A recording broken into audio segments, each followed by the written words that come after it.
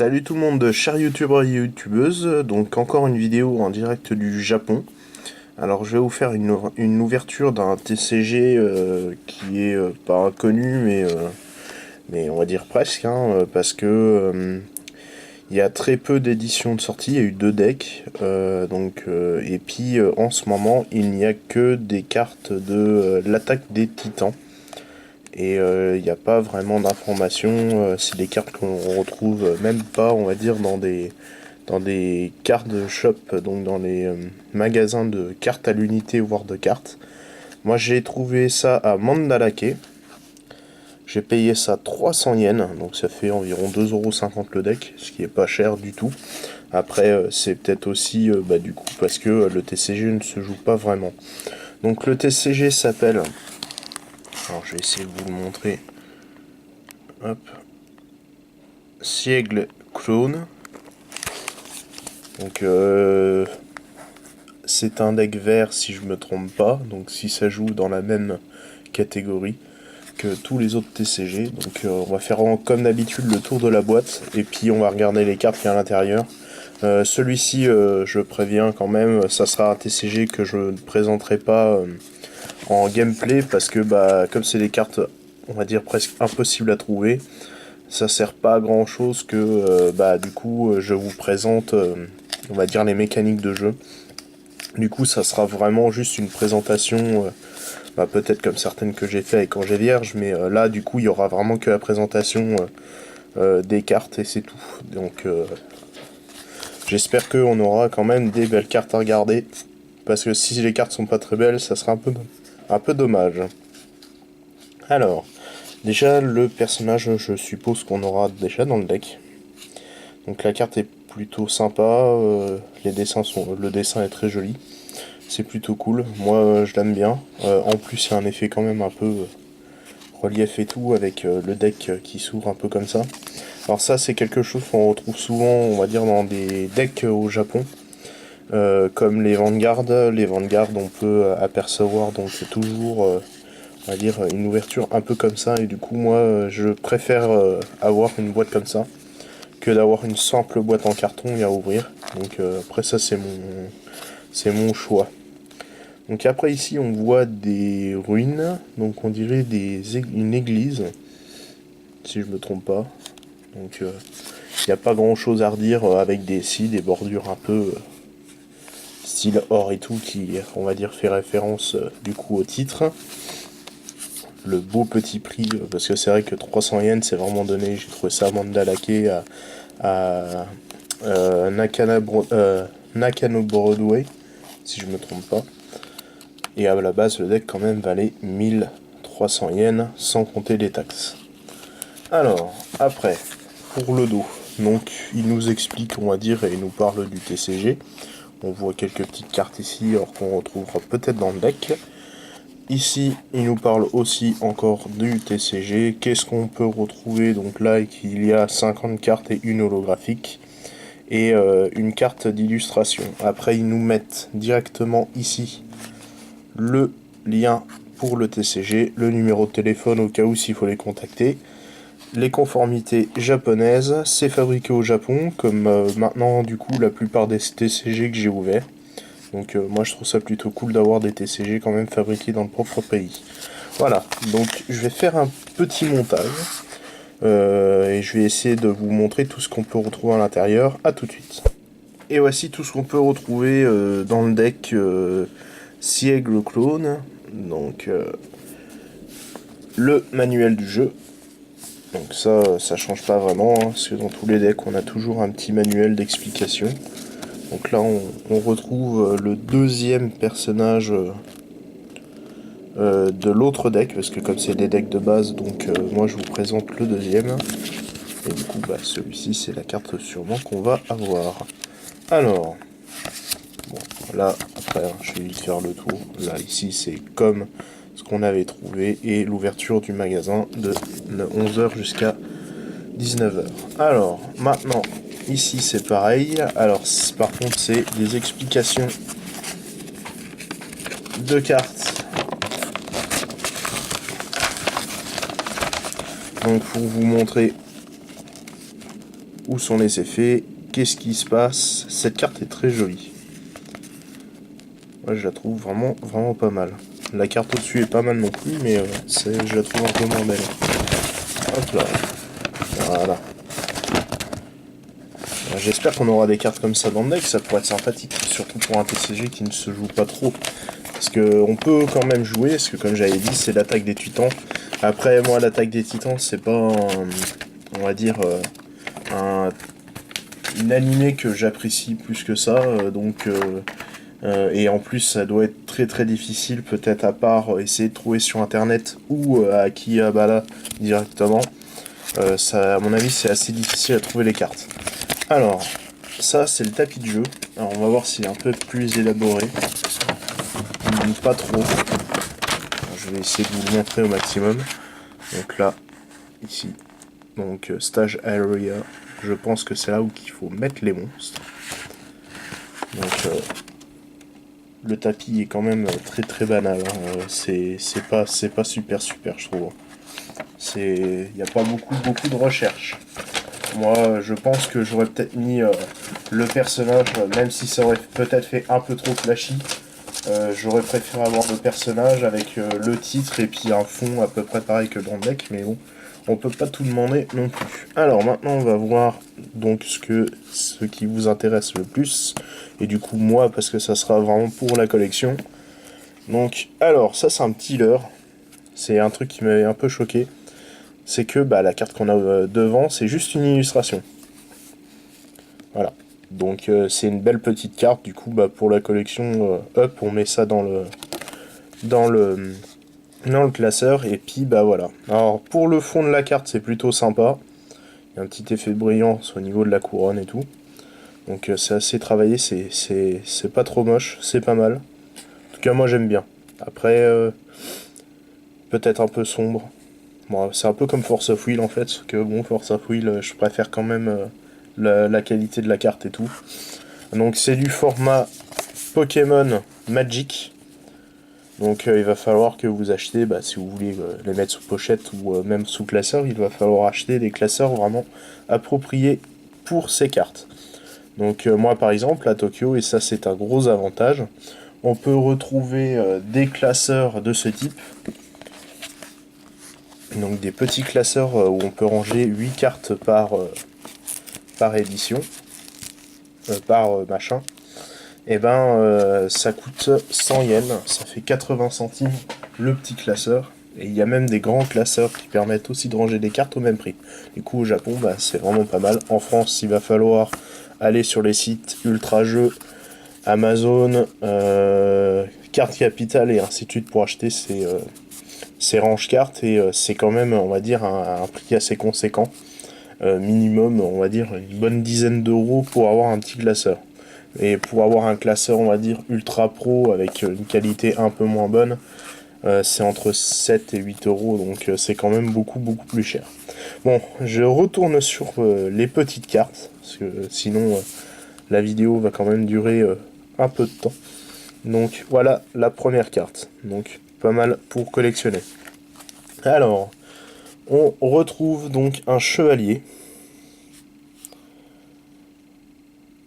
un peu steampunk, parce que il fait très avec les choses métalliques et tout, c'est plutôt sympa. Derrière, on peut apercevoir des styles d'architecture de bâtiments, on va dire de l'antiquité romaine ou grecque. Je peux pas vraiment dire, parce que ça a été fait un peu, on va dire, à l'arrache.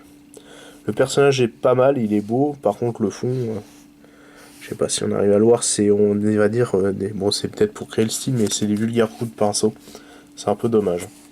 Donc après, pour la carte en général, parce que du coup, c'est la première carte, on retrouve du coup les bords identiques à ce qui est derrière. Voilà. Et puis après, j'ai pas grand chose à redire. Je suppose que ici, ça doit être un effet. Là, ici, nous avons l'attaque.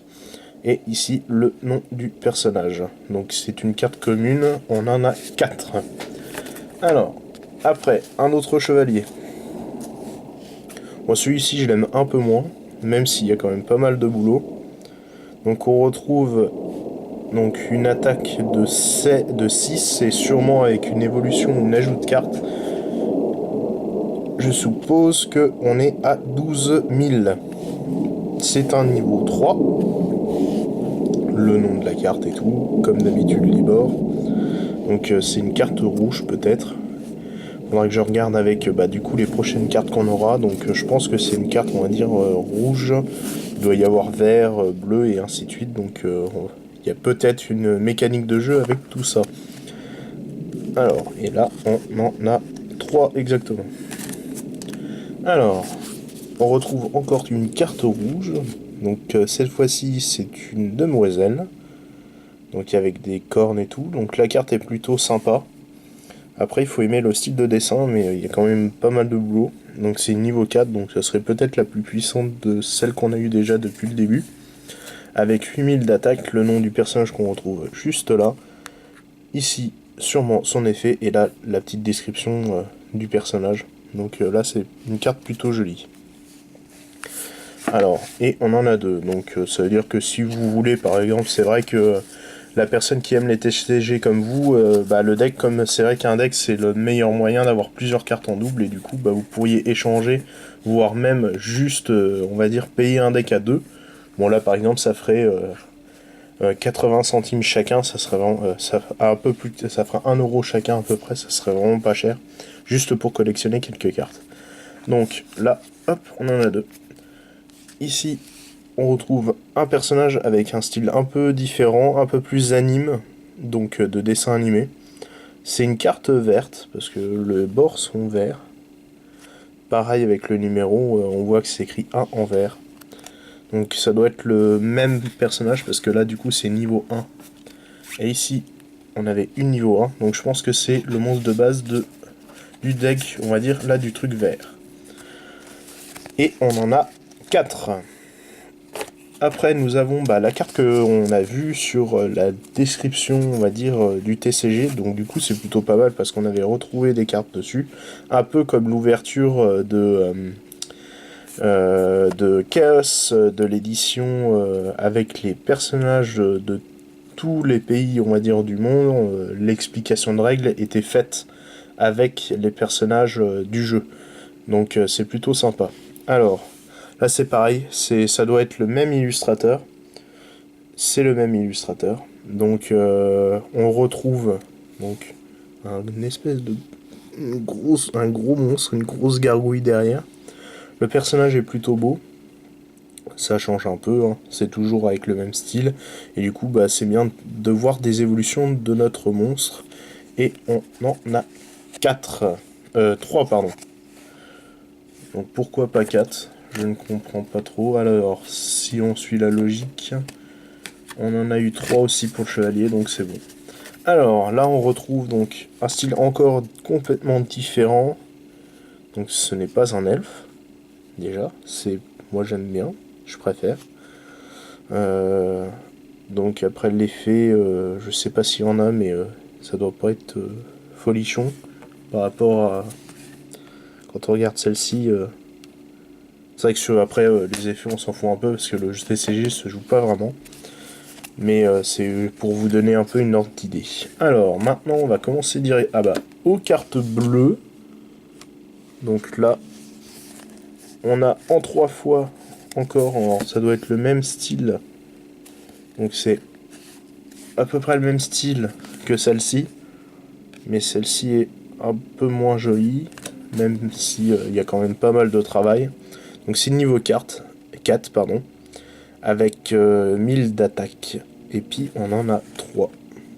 Donc une carte bleue dans le deck. Alors bleu, rouge et vert. Alors là on retrouve une autre carte bleue. Donc pareil, niveau 4. Alors la carte est très jolie pour la collection. Moi je l'aime bien. Bon pour l'instant les seules, on va dire, fautes de goût pour moi ce sont le deuxième chevalier. Parce que le premier était plutôt sympa. Alors, pareil, très belle carte quand même. J'espère qu'on en a plusieurs. On en a 2. C'est plutôt cool. Alors, après, nous avons un dragon loup-garou. La tête ressemble pas trop à un dragon, comme d'habitude. Alors la carte, il faut aimer le style. Elle a quand même une puissance d'attaque de 12 000, c'est de base, c'est plutôt pas mal. Après, la carte, donc il y a quand même du très bon travail. Par contre, je l'aime vraiment pas. La carte, je la trouve pas très très belle. Nous en avons deux. Alors, on recontinue sur les monstres de type vert. Alors là, cette carte, elle est vraiment vraiment jolie. Hein. Là, avec les deux, l'oiseau puis l'écureuil juste à côté, c'est vraiment pas mal. Le dessin est très très bien travaillé. C'est le même dessinateur que cette carte. Et personnellement, je trouve que celui-ci est quand même beaucoup plus réussi. On va dire avec tous les ombrages et tout, les couleurs sont magnifiques. C'est plutôt pas mal. Pour des cartes communes, c'est ça que je trouve ça vraiment bien. C'est que pour des cartes communes, c'est pas délaissé.